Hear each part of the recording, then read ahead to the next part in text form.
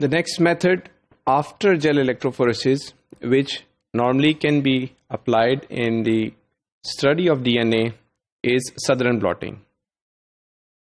हमने पहले बात की कि लो मेल्टिंग एग्रोज यूज करते हुए हम डीएनए को प्योरीफाई कर सकते हैं और उस डीएनए को स्पेसिफिक मॉलिक्यूलर वेट के डीएनए को हम डिफरेंट एक्सपेरिमेंट्स के लिए यूज कर सकते हैं.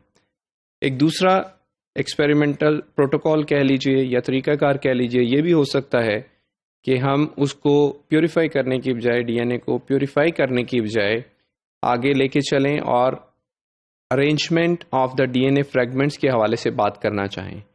उस सूरत में प्योरीफिकेशन की ज़रूरत नहीं रहती, बल्कि हमें सदरन हाइब्रिडाइजेशन या सदरन ब्लॉटिंग की तरफ जाना पड़ता है. Southern hybridization was for the first time described by a British biologist Edwin Sutherland in 1975. Therefore, it is named as Southern blotting. इस मेथड के अलावा और मेथड्स भी ब्लॉटिंग के अवेलेबल हैं बायोलॉजिकल साइंसेज में, like northern blotting, western blotting, eastern blotting and south western blotting. These names are given on the basis of the molecules which can be identified or studied by the method. Southern blotting was done for identification of location or localization of DNA. Northern blotting is used for RNA. Western blotting is done for protein study. Eastern is for post-translational modification, and southwestern is done to identify or to study the DNA binding proteins. इस method का purpose है कि हम different size के जो DNA fragments हैं उनको identify करें, उनके मॉलिक्यूलर वेट के हवाले से, फिर उनकी रेस्ट्रिक्शन साइट के हवाले से, और फिर हम एक मिक्सचर ऑफ डीएनए फ्रैगमेंट्स को प्रॉपर अरेंजमेंट करके एक जेनेटिक मैप या डीएनए का मैप कंस्ट्रक्ट कर सकते हैं. इसके अलावा अगर हम किसी सैंपल में जो कि मल्टीपल मॉलिक्यूल हो सकते हैं उसमें डीएनए के डिफरेंट मॉलिक्यूलर वेट्स के, उसमें से हम चेक करना चाहते हैं कि एक गिवन सीक्वेंस का डीएनए मॉलिक्यूल प्रेजेंट है या नहीं है, उसके लिए भी ये मेथड यूज किया जा सकता है. The steps are very simple, that we have to do the genomic DNA treatment with some enzyme, restriction endonucleases. Restriction endonucleases will chop up the DNA into these different pieces as per the restriction sites. Then electrophoresis is done, that separates the DNA on the basis of the molecular weight.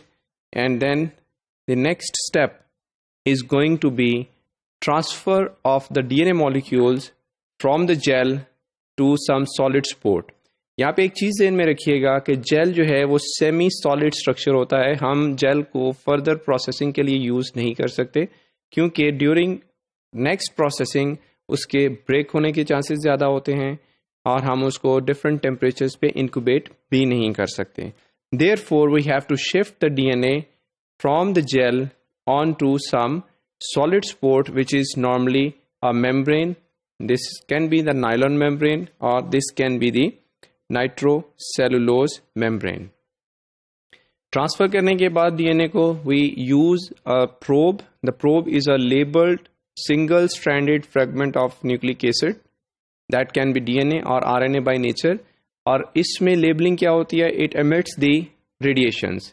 These radiations are later on detected on the X ray film using by the method of auto radiography.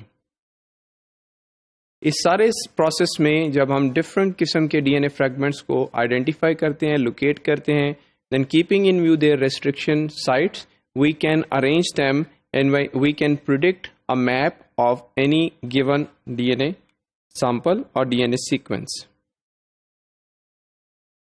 That method does not only have application in the mapping of the DNA, but again it can be used to find out presence or absence of any sequence of the DNA from any unknown sample, from the sample of DNA from different sources.